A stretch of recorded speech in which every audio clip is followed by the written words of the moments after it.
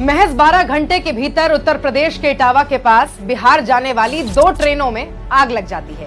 पहले दिल्ली दरभंगा एक्सप्रेस के 3 कोच में अचानक आग लगती है। फिर कुछ ही घंटों बाद दिल्ली से सहरसा जा रही वैशाली एक्सप्रेस में भी आग लग जाती है। इन घटनाओं में 25 से ज्यादा लोग गंभीर रूप से घायल हो जाते हैं। लेकिन इन पीड़ितों की सुध ना तो पंत प्रधान लेता है, न देश का रेल मंत्री लेता है।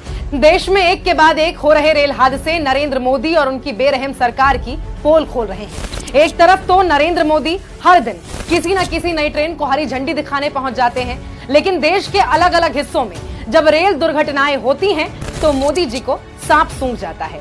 हर बात का श्रेय लेने मोदी जी सबसे पहले पहुंचते हैं, लेकिन जब जिम्मेदारी लेने की बारी आती है तो साहब पूरी पलटन के साथ गायब हो जाते हैं। अरे प्रधानमंत्री तो छोड़ दीजिए, जिसके पास रेल मंत्रालय है, जिसकी देखरेख की जिम्मेदारी है, अश्विनी वैष्णव, वो ना घटना स्थल पर पहुंचते हैं, ना पीड़ितों का हाल जानते हैं, ना संवेदना के 2 शब्द बोलते हैं।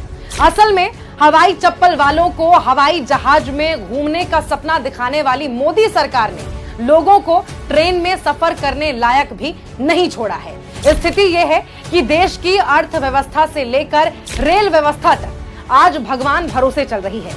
बालासोर रेल हादसा आपको याद होगा, जिसमें 292 लोगों की मौत हो गई थी। बक्सर रेल हादसे में कई लोगों की जान गई थी तो 100 से ज्यादा लोग घायल हो गए थे। मथुरा में तो ट्रेन प्लेटफॉर्म पर चढ़ गई थी। देश की सबसे प्रीमियम ट्रेन वंदे भारत में बारिश का पानी भर जाता है।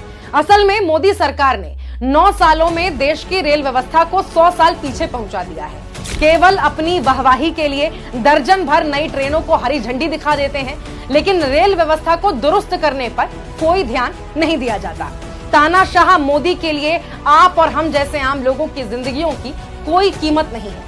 कुल मिलाकर लब्बो लुबाब ये है कि नरेंद्र मोदी अपने राजनीतिक फायदे के लिए आपके और आपके परिवार की जान दांव पर लगा रहे हैं। अब आपको चुनना है कि आपको एक जिम्मेदार सरकार चाहिए या निर्दयी, निर्लज और निकम्मी सरकार चाहिए।